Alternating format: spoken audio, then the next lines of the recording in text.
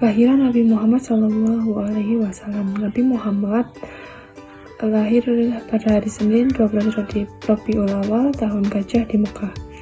Beliau adalah putra dari Abdullah bin Abdul Muthalib dan Aminah bin Wahab. Sayangnya ayah beliau wafat sebelum beliau lahir dan ibunya meninggal saat beliau berusia 6 tahun.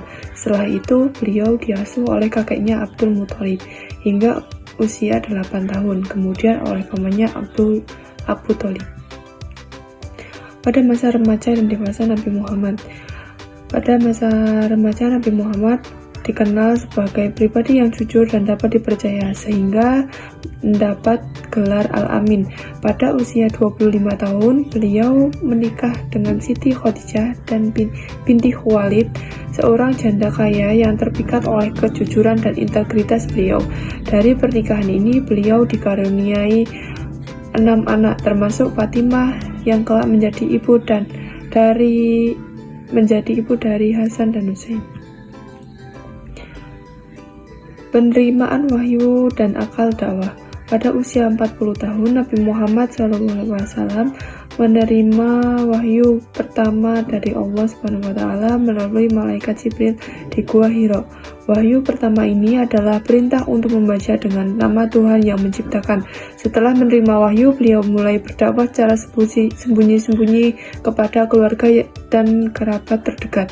Setelah 3 tahun, dakwah beliau diperintahkan untuk disebarkan secara terang-terangan. Perlawanan dan hijrah ke Madinah.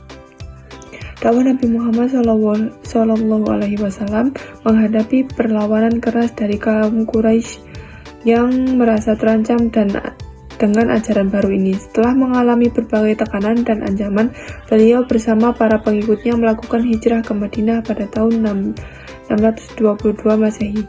Hijrah ini menandai awal kalender Islam dan menjadi titik balik dalam sejarah penyebaran Islam. Kondisi sosial masyarakat di Arab sebelum adanya Islam.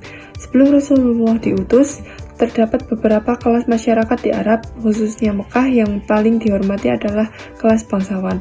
Wanita bangsawan bisa mengumpulkan kabilah untuk perdamaian atau peperangan, namun kepemimpinan tetap di tangan laki-laki. Hubungan laki-laki dan perempuan mencapai kerusakan yang sangat parah. Pada masa jahiliyah itu, di Arab dikenal 4 model pernikahan.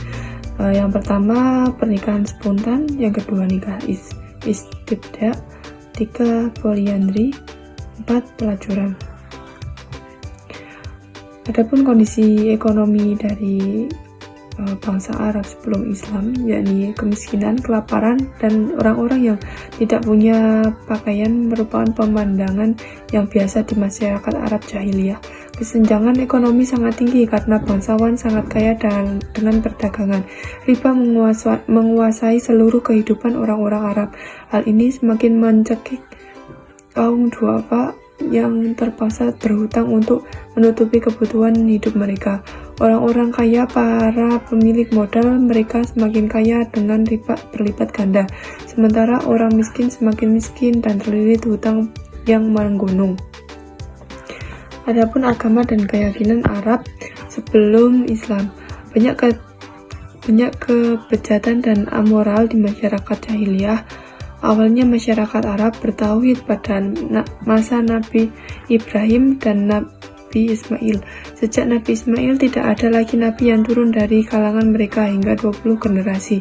Semakin lama semakin banyak penyimpangan, terutama ketika Amr bin Luhai membawa berhala Hubal dan Syam dan diletakkan di dalam Ka'bah. Sebelum Rasulullah diutus, mayoritas penduduk Mekah menyembah berhala. Demikian pula penduduk Yastrib. Meskipun di sana juga ada Yahudi, berhala-berhala terbesar mereka adalah Manat di Musyal, tepi Laut Merah, Lata di Taif, dan Uzza di Wadi Nakhlah. Di sekitar Ka'bah sendiri ada sekitar 360 berhala. Orang-orang Arab jahiliyah memiliki sejumlah ritual penyembahan berhala, antara lain mendatangi berhala, berkumandang berdoa dan minta pertolongan, tawaf di sekeliling berhala dan sujud di hadapannya, menyembelih kurban untuk berhala, membawakan sesaji dari makanan pilihan pada berhala, nazar menyajikan hasil ternak kepada berhala. Al-Bahirah, unta yang dimuliakan karena beranak betina 10. As-Syaifah, unta yang dilepaskan karena nazar. Al-Wasilah, domba yang punya anak kembar 5 betina. Dan Al-Hami, unta yang dimuliakan karena membuntingi 10 betina. Perjalanan dakwah Nabi Muhammad SAW sebelum hijrah ke Madinah pada tahun 622, Nabi Muhammad lebih dulu berdakwah di Mekah dan menerima wahyu pertamanya di sana. Perjuangan Nabi Muhammad di Mekah berlangsung sekitar 13 tahun sebelum akhirnya hijrah ke Madinah. Dakwah Rasulullah di Mekah dilakukan dengan 2 cara, yaitu sembunyi-sembunyi dan terang-terangan di muka publik. Nabi Muhammad SAW menerima wahyu dari Allah Subhanahu wa Ta'ala untuk pertama kalinya pada 17 Ramadan 610 Masehi. Dakwah secara sembunyi dilakukan kepada keluarga dan sahabat terdekat, yang dimulai dengan mengajak istrinya Siti Khadijah. Setelah itu beberapa kerabat dan sahabat yang memeluk Islam adalah Ali bin Abi Thalib, Zaid bin Harisah, Abu Bakar, Utsman bin Affan, Zubair bin Awam, Sa'ad bin Abi Waqqas, Thalhah bin Ubaidillah, Abdurrahman bin Auf, Abu Ubaidah bin Jarrah, dan Al-Arqam bin Abil Arqam. Mereka itulah yang dikenal sebagai As-Sabiqunal Awwalun, atau orang-orang pertama yang masuk Islam dan nantinya mendukung dakwah Nabi secara terang-terangan. Dakwah secara sembunyi-sembunyi dilakukan agar tidak mengejutkan kaum Quraisy di Mekah yang masih fanatik terhadap paganisme dan kemusyrikan. Selama masa dakwah ini, Nabi Muhammad berhasil mengajak 40 hingga 50 orang untuk memeluk Islam. Dakwah secara terang-terangan. Setelah melakukan dakwah secara sembunyi-sembunyi, turunlah wahyu Allah yang memerintahkan Nabi Muhammad untuk dakwah secara terang-terangan.